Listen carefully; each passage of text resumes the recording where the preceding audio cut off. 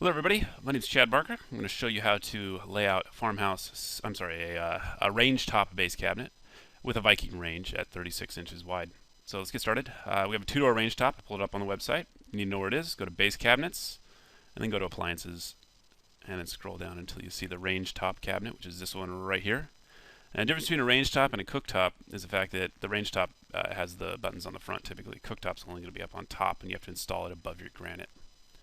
Okay, so let's just get an orientation for the cabinet itself. We have opening width, and we have an opening height, and those are the two most important dimensions we want to figure out before we put an order in for this cabinet.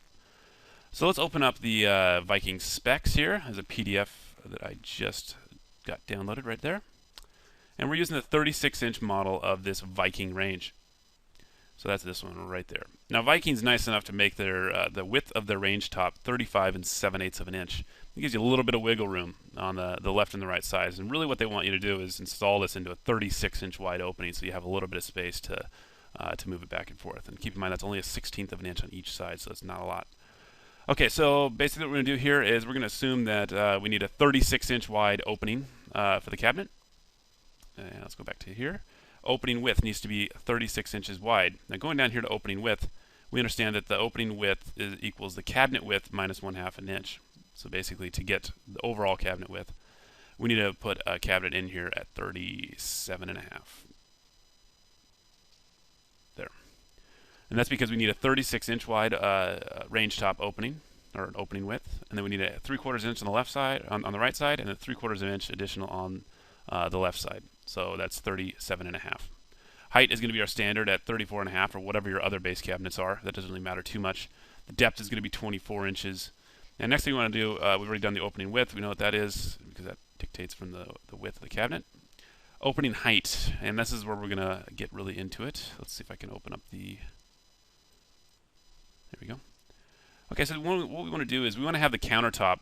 If we're looking at sort of the edge here of the range top. Let me zoom in. Let's just say we want the countertop to be pretty flush with the top here. So let's just say we're looking at this is where the countertop's going to kind of end itself into the range top itself.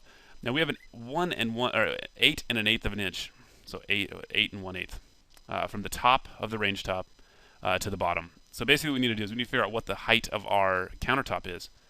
So let's just say that the height of this countertop is 3 centimeters or 1.25 inches thick. That's a slab granite, and that's pretty standard. So let's just say it's 1 1/4 inches.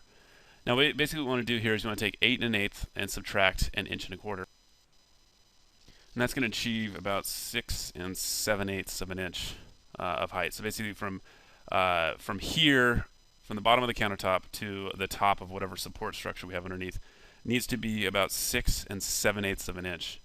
Now, obviously, it's going to be really hard for us to get the top of the countertop here and the top of this range portion to be exactly flush. I usually recommend 1/8 of an inch. So if we moved it up 1/8 of an inch or down 1/8 of an inch, either way, it'd be okay.